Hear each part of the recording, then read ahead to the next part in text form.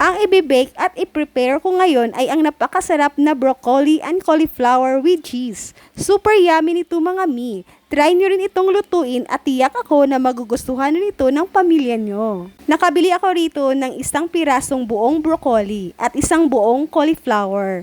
I-prepare natin itong ating cauliflower. Tanggalin lang natin ito isa-isa. Mga ganyan kalalaki ay pwede na. At ilagay lang muna natin ito dito sa ating strainer. Itong broccoli naman, ganun lang din ang gagawin natin.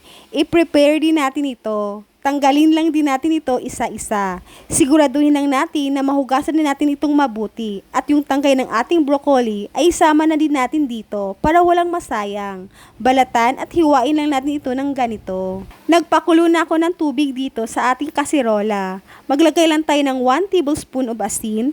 Tunawin lang natin ito. At i-blanch lang natin itong ating mga gulay ng mga 2 minutes para di ito ma-overcook at crunchy pa rin itong ating cauliflower at broccoli. Pag ganyan na, pwede natin itong hanguin lahat. Patuluin lang natin ito at set aside na muna.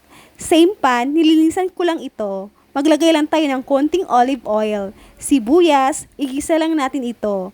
Pag lumabas ng aroma ng ating sibuyas, ilagay na natin itong ating carrots na na-slice natin kanina. Mix lang natin. Pag nagisa na, ay pwede natin itong hanguin. Same pan pa rin, magtunaw lang ako rito ng butter at maglagay lang tayo rito ng 2 tablespoon of cornstarch.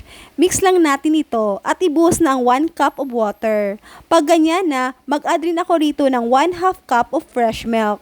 Halu-haluin lang natin ito ng maigi at magbudbud tayo rito ng paminta at thyme. Optional lang ang thyme, pag wala nito okay lang. Ilipat na natin sa ating baking dish yung mga gulay na na-blanch natin kanina. At isama na din natin yung nagisa nating carrots, saka yung white sauce na nagawa natin at ibuhos na rin natin dito. Haluin lang natin ito para yung sauce ay mamix lahat dito sa ating mga gulay. Saka pwede na tayong maglagay ng quick melt cheese rito. Kahit anong cheese na meron kayo ay pwede nating ilagay. Na-preheat ko na itong ating oven ng mga 10 minutes sa 230 degrees Celsius at pwede nating ilagay ito rito.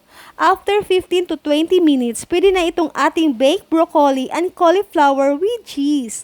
Super yummy naman itong ating nagawa mga mi. Excited na akong tikman ito. Napakasarap. Thank you for watching. Huwag kalimutang paki-like, follow and share dito sa aking page, Mami Christine Vlog. Bye!